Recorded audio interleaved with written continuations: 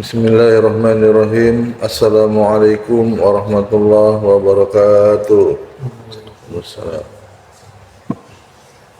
Alhamdulillahirabbil alamin. Nahmaduhu wa nasta'inuhu wa nastaghfiruh wa na'udzu billahi min shururi anfusina wa min sayyiati a'malina. May yahdihillahu fala mudilla lahu wa may yudlil fala hadiyalah. Asyhadu an la ilaha illallah wahdahu la syarika lah wa asyhadu anna Muhammadan abduhu wa rasuluhu la nabiyya ba'dah. Allahumma salli wa sallim ala nabiyyina Muhammadin wa ala alihi wa sahbihi ajma'in, amma ba'du. Marilah kita buka taklim subuh keluarga kita dengan membaca basmalah. Bismillahirrahmanirrahim.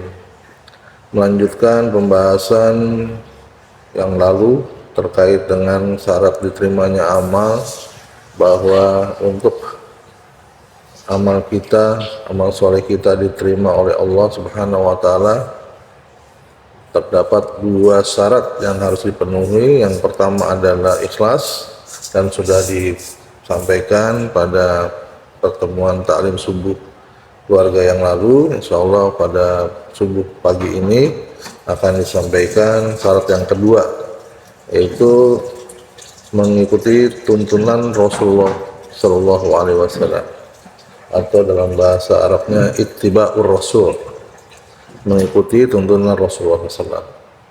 Jadi selain ikhlas, maka apa yang kita kerjakan, amalan-amalan yang kita kerjakan harus mengikuti tuntunan dari Rasulullah SAW.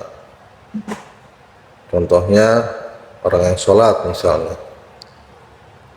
sudah diatur oleh tuntunan Rasulullah cara-cara sholat secara detail. Subuh 2 rakaat, kemudian zuhur 4 rakaat, kemudian selanjutnya asar 4 rakaat, maghrib 3 rakaat, dan isya 4 rakaat.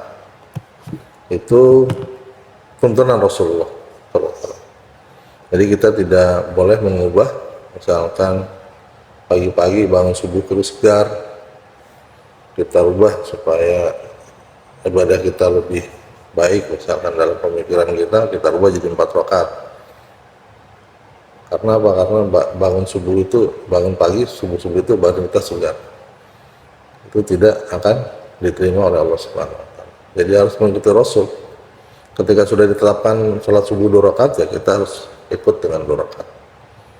Atau contohnya kalau sholat zuhur itu sudah ditetapkan oleh Rasulullah, sudah diajarkan oleh Rasulullah SAW 4 rakaat, ya karena kita sedang sibuk kita ubah jadi 2 rakaat, itu nggak boleh. Itu contohnya. Jadi amal soleh yang diterima, yang pertama adanya keikhlasan, yang kedua kita harus mengikuti ittiba'ur rasul, mengikuti tuntunan dari Rasulullah SAW. Ya, meskipun niatnya ikhlas, ya, tapi kalau caranya tidak sesuai dengan cara yang diajarkan oleh Rasulullah SAW, maka amal soleh kita tidak diterima oleh Allah Subhanahu wa Ta'ala. Rasulullah SAW bersabda, "Man amila amalan laisa alaihi amruna fahuwa raddun." Man amila amalan laisa alaihi amruna fahuwa raddun. Barang siapa yang melakukan suatu amalan yang tidak ada dasarnya dari kami, kata Rasulullah SAW, maka ia tertolak. Hadis riwayat Muslim. Hadis ini mengarahkan sekaligus memperingatkan kepada kita semua agar beramal sesuai dengan tuntutan dari Nabi Muhammad SAW.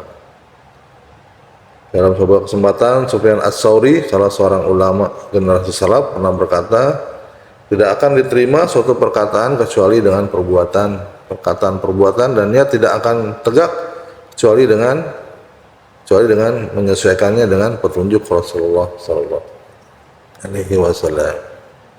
Mungkin itu yang dapat disampaikan terkait dengan dua syarat amalan yang diterima oleh Allah Subhanahu wa Ta'ala. Yang pertama adalah keikhlasan, yang kedua harus mengikuti tuntunan atau petunjuk dari Rasulullah SAW. Mudah-mudahan kita semua dimudahkan Allah Subhanahu wa taala untuk menjaga amalan kita dengan ikhlas dan mengikuti tuntunan dari Rasulullah SAW. Demikian dapat disampaikan. Kita tutup dengan kifaratul majelis. Subhanakallahumma rabbana wa bihamdika asyhadu an la ilaha illa anta astaghfiruka wa atubu ilaik. Assalamualaikum warahmatullahi wabarakatuh.